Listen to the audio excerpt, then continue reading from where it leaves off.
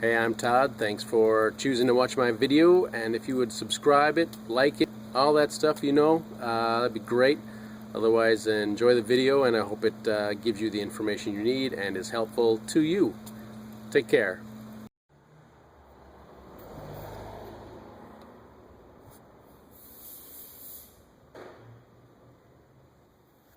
So we got a 1998 Ford Explorer 5.0 liter V8 doing a basic tune-up spark plug replacement, spark plug wire replacement. This might be an overview, not a lot to it. I got one. Well, let's go like this. So we have over here from the front, we have 1, 2, 3, 4 cylinders, and then 5, 6, 7, 8 on the driver's side. These coils are usually labeled, and they are here. They're identical though, I think so. This is number 1 here. Number 2 here. Number 3 here. So we got 1, 2, 3, and 4 is here. 4, 5,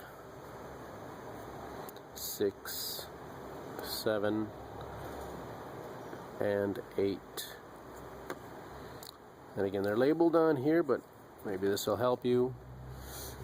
And we're gonna use a little screwdriver and get these wires freed from the little harnesses.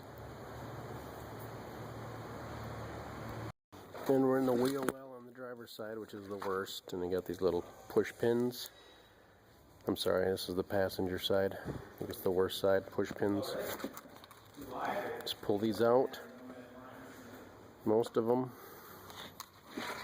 Lay it off to the side and get pretty good access to all of them.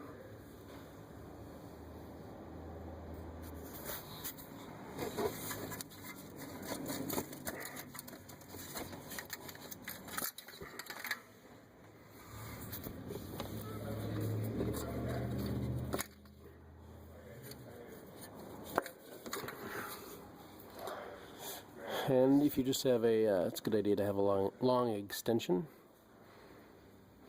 2 foot, 3 foot extension, and you can reach right in there with your spark plug socket and get to them. Here's my basic setup for this, just a long extension as we talked about, and a spark plug socket, 5/8. Only difference is it has a little rubber piece in there that holds the spark plug for you when you pull it out of its hole, left to loosen, right to tighten for all of them. We have our double platinum plugs that go back in. As a habit, as a rule, do not gap platinum plugs. Check to make sure it hasn't been dropped and make sure that's not looking all crazy. We'll just get our little special tool here. Just recommend starting all spark plugs by hand. This is what I got, an old spark plug boot. I think it was off of Chrysler. It's nice and flimsy. I'll just reach in there and start it by hand.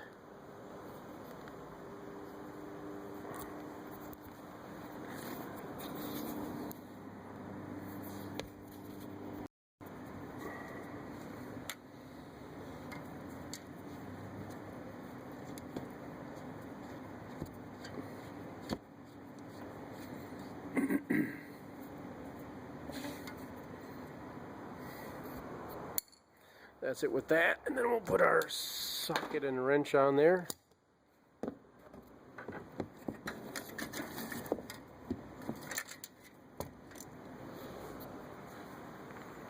And then it's touching right now, and then we'll probably go maybe another, maybe a quarter of a turn.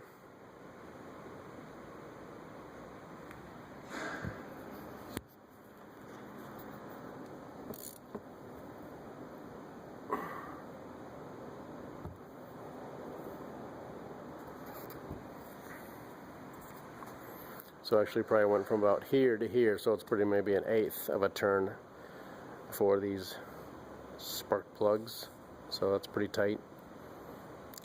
So I didn't show how to take it out, but it's left to loosen and they come out, and then you go right to tighten, just like we showed, and probably 1/8 of a turn once it hits the cylinder head and it's touching. Then you go ahead and turn about 1/8 of a turn, and it should be tight enough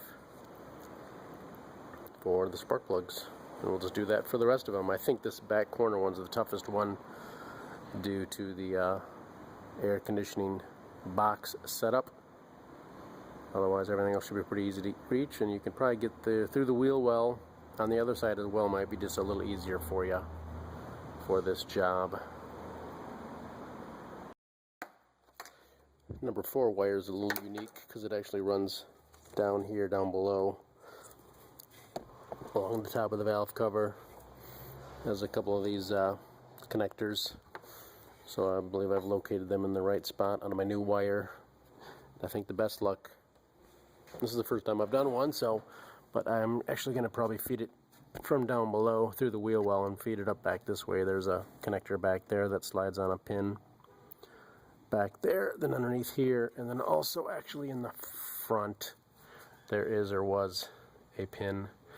Well, there's now on mine, but for some reason, if yours is gone, it's a valve cover gasket, valve cover bolt with a stud on it.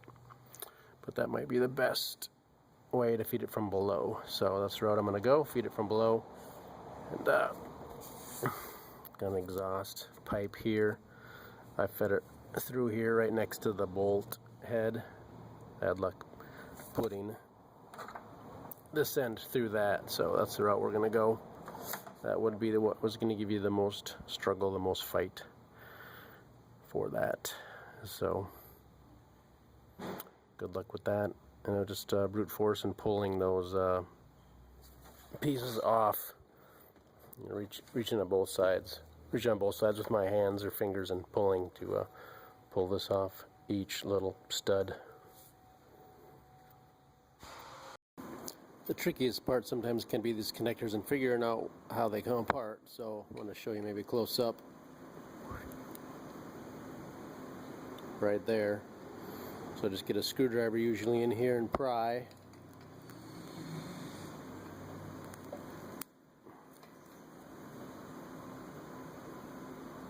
And they'll just snap back together too.